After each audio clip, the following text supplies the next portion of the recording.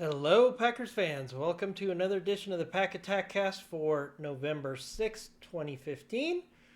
Very excited to have kind of a fresh start for the football season here. Um, as you can see, it took me a couple days, but I was able to get the green and gold back on. Just needed a couple days away from the green and gold after what happened on Sunday, but we are back and we are talking about the Eagles. It's all about the Eagles. It is Eagles week. We are 5 days away from Packers versus Eagles on Monday Night Football. So we're turning the page on that game on Sunday, and we're reminding ourselves that we've only had 2 losses in the season. We're first place in the division, and no matter how bad things went on Sunday, if the Packers turn things around and handle business and do what they're supposed to do, we could still win the division. We could still get deep into the playoffs. So let's focus on getting ready for the Eagles. Quick programming note, I will be at the game for Thursday Night Football since I'm located around Denver. Very excited about a Thursday Night Football game. Give me a shout out in the comments if you will be there and if you're in Colorado and a Packers fan. Would love to connect with each and every one of you. In a couple weeks, I'll be back in Green Bay for Packers versus Vikings. Very excited about that. Hopefully we'll have some snow. We're going to talk about that a little bit further on in our news and notes. So we've got 5 days before the Eagles. So we're going to start with our countdown to kickoff with some news and notes and injury updates and some snippets on what we need to hope that the Packers are planning for Monday Night Football. So let's go through some news and notes. Got an injury update for Marshawn Lloyd. Apparently he saw some specialists over some of his injuries. As we know, it's been a lingering question for the last couple weeks, like where's Marshawn Lloyd? And Matt LaFleur keeps saying, no, he's not ready yet. It's going to be a while. So it's becoming a serious question whether Marshawn Lloyd is going to have a second lost season here. Apparently, he went to see specialists over his injuries. He's had continuous groin and hamstring injuries. And much like Christian Watson a couple years ago, who was suffering the same thing, apparently Marshawn Lloyd went to an expert to talk about body balance, right? And how it impacts injuries in the NFL. So the concept here is everybody has a stronger side, right? Left side, right side, that's your dominant side. Well, some players, including Christian Watson in the past, had issues where their dominant side was causing injuries because it was doing more work than the non-dominant side because there was too much of an imbalance. So Christian Watson worked on that, and he hasn't had the hamstring or groin injuries that he had early in his career so far, knock on wood. So hopefully Marshawn Lloyd can get back on track. But this leads me more and more to believe that Marshawn Lloyd is not going to be a big factor in this team for this year. Now, I could be wrong. He could be back in a couple weeks, and he could end up being a dominant part of a huge playoff run and hopefully a Super Bowl victory. But realistically, until I see Marshawn Lloyd actually back on the practice field, I have serious concerns about whether he'll be impactful this year. Other news we got from Silverstein, and thanks to Tom Silverstein for sleuthing this out. Apparently, Jaden Reed's target return is somewhere around Thanksgiving. So it's either Thanksgiving game or the game after Thanksgiving. And that would be really huge if the Packers can push themselves to approve him for that Thanksgiving game. Obviously, the Thanksgiving game is against the Detroit Lions, but it's also after a short week because they play the Vikings the week before, the game I'll be at. So it would be really ideal for the Packers if they could get him into that game on Thanksgiving for a couple reasons. Number one, they haven't seen Jaden Reed in the lineup since week 2, so there isn't a lot of Jaden Reed tape. So bringing Jaden Reed in and having him be a big factor in that game against the Lions would be a benefit. Also, the Packers will be coming off of a very short week in traveling, so having a fresh body in the lineup would also be a big benefit. So I'm really hoping the doctor staff for the Packers will be aggressive in getting Reed in. Now, historically, the Packers have been fairly conservative. Look how long Christian Watson took to get back into the lineup after he looked like he was fully healthy in training camp. Hopefully, Jaden Reed's recovery will be such that they could put him in for that Thanksgiving game. Now, I've heard that his foot injury, which was he had surgery on at the same time he had the collarbone surgery, his foot is back to 100%. So his return really comes down to whether the Packers medical staff feels that he can take hits on the collarbone and still not re-injure himself. So the key is going to be the healing of the collarbone, not the foot injury. So hopefully he will be on track for that Thanksgiving return, which will be a huge boost for the Packers in a really critical game. So hopefully, now the way the Packers handle these things, he's probably going to have to practice for 2 weeks before he plays. That's usually how the Packers go with a serious injury. So they're going to have to open up his practice window probably in the next week and a half to really have a legitimate shot for him playing on Thanksgiving. Now, important programming note, and I do want to talk about this. Monday Night Football is going to be a problem for people outside of the Green Bay area, like myself. And as we know, Packer Nation is countrywide, it's worldwide. And a lot of people, myself included, rely on YouTube TV to watch the games. The problem is ESPN and YouTube TV are at a big standoff. So right now, YouTube TV does not have the broadcasting rights for any content on ESPN. So the game between the Packers and the Eagles will not be available via YouTube TV. So you can find, there's a couple ways you could deal with this. Obviously, if you're in the Green Bay, Wisconsin area, you're going to see it on your local TV. If you have a ESPN channel that has over the air in your area, you could pick it up with an old school antenna. Or what I'm going to do, and what I recommend a lot of people to do, just to make sure you can watch the game, is I've long been a subscriber to NFL Plus. This is not a sponsorship, although NFL and NFL Plus, if you want to plug yourself on our channel, I will make this the NFL Plus channel. I am buyable, for the right deal. So, but NFL Plus is a great service, and I primarily use it because it lets you watch the games, the rewatches, over and over and over again. You can watch the all 22 tape, you can watch a condensed broadcast or a full broadcast after the game. So that's what I use it for, to watch the games over and over again. If I'm scouting another team like the Eagles, I'll watch a couple of the Eagles games, and I'll be doing that over the next couple days to get you ready for Packers versus Eagles. But NFL Plus does let you watch the live games. So that is an option for you. I believe it's $7.99 for basic and $14.99 for premium. That's when I signed up for it. But that way you get it ahead of time, and you know that you can watch the game if you're outside of the territory of the Packer Media Network. So something to keep in mind.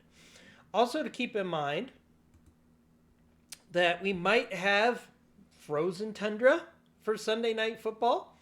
So the news report for NFL weather is that there could be snow in the air on Monday night. Kickoff temperatures around 31 degrees, declining to 27 degrees in the fourth quarter. So if there is precipitation during the game, it's very likely that will come down on snow, which will really make the running game even more important. So I really think the Packers really need to focus on running the ball against the Eagles, as well as having big plays out of three wide receiver. You could do both. And in fact, the Packers actually run the ball better with three wide receiver looks lately, especially with the addition of Christian Watson and the fact that the wide receivers for the Packers, are better than average. They're above average wide receivers blocking for the run. So having three wide receivers out there really could help the running game significantly. You can run out of three wide receiver on early downs. You can also go with a jumbo package, which I'm going to talk about in a little bit, and how that might be a new look to throw at the Eagles. So we got to find a way. Obviously, Tucker Kraft being injured is a huge blow to the Packers. But there is a silver lining in the fact that if you spend some time this week coming up with some looks that the Eagles have not seen on tape, you really have an opportunity to throw the Eagles into surprise mode. Like, they don't know what this formation is. They don't know how to attack it. I think the Packers' best move is to try to get the Eagles to go big and use their base defense as opposed to their nickel defense. And that means running the ball and play action with three wide receivers. I think that's going to be one of the keys to the game. But the fact that it is finally going to be frozen tundra, last week I think it was 55 degrees at game time. On Monday night, it's going to be 31 degrees going down to 27. So frozen tundra will be in full effect against the Eagles on Monday night. Really big news right now. Asante Samuel Jr., who was recently cleared to play after a spinal injury. He was cleared by his doctors to play football again. Is going to be taking a tour. He's going to be seeing the Panthers, the Vikings, the Packers, the Eagles, and I think the 49ers. I think I have that group right. He met with the Panthers yesterday. He didn't sign, but I think a smart player is going to go see all of those teams and then go back to the teams and say, hey, who wants to make me the best deal? Because he is the best free agent corner right now. The trade deadline is passed, so he's in a golden opportunity. So I think he's going to go see all the teams and have all the teams bid against each other. Now, rumor has it he did not want to make a deal until after the trade deadline for this very reason. And Asante Samuel Jr. only has a rookie contract, so he's made about $8 million in his career. Seems like a lot to me, but in NFL terms, he's still looking to make his big payday in the NFL. So I think Asante Samuel Jr. is either going to sign with a team that's going to give him a big contract for multiple years, or it's going to be a team that gives him a 1-year big contract for this year so he can hit free agency after he's established himself as a quality corner again and the injury issues go away, the injury risk, because they see him play through this season. So I think the only way for the Packers to make this work, again, they're one of 5 teams that are going to meet with Asante Samuel Jr., is if I was the Packers, and this is very un-Packer-like, okay, I would go to Asante and say, look, I will give you $8 million for the rest of this season, and then you'll be a free agent. And the Packers would put all of their salary cap chips almost into this one player hoping to improve their corner position and depth with the fact that he could probably play on outside. So you'd probably have Keyshawn Nixon, Asante Samuel Jr., Carrington Valentine, and Nate Hobbs would either be in the nickel or in reserve roles. And this would be a great opportunity for the Packers to get a 1-year rental on a high quality player. And we'll have to see if he'd be willing to do that. I think it would be a win-win for Asante Samuel and for the Packers, but I would give it maybe a 20% chance that he ends up going with the Packers. Now, he knows the Packers have corner issues, and he could probably start for the Packers. That's in our favor. We have the ability to do that 1-year rental opportunity for him to make a big chunk of money and then be a free agent next year and make even more money. And we're a contending team. So where that fits into his desire to be in a contending team or a team where he can make the most money, it's hard to say. But I think it's about a 20% chance that we end up signing Asante Samuel, between the fact that he's going to want a big contract, either for 1 year or for multiple years, and we've got 5 other teams that would love to sign Asante Samuel. Now, we do have an advantage because one of his former position coaches is now the passing coordinator for the Packers, so maybe that would be an advantage. But we'll have to see. It'll probably come down to money and opportunity for Asante, and he's got at least 5 teams that are interested in him. So we're going to have to watch that very closely. Now, turning the page a little bit to the game, we're going to really dive into it on Friday, Saturday, Sunday, and Monday. I'm going to have a lot of time off, actually, so I'm going to really dig into ways that the Packers can win this game against the Eagles. But here's a couple things I want you to think about. So the Packers, with Tucker Kraft's injury, have an opportunity to show the Eagles some looks they have not shown on tape this far. And I talked about some of that last video. Number one, we do a jumbo package. We do 2 tight end formation, but we have another tackle, probably Anthony Belton, come in, and you have a jumbo formation to run the ball. This is out of the 2 tight end set. This is something that we have not shown on tape. I think it's something that the Eagles would be very surprised about.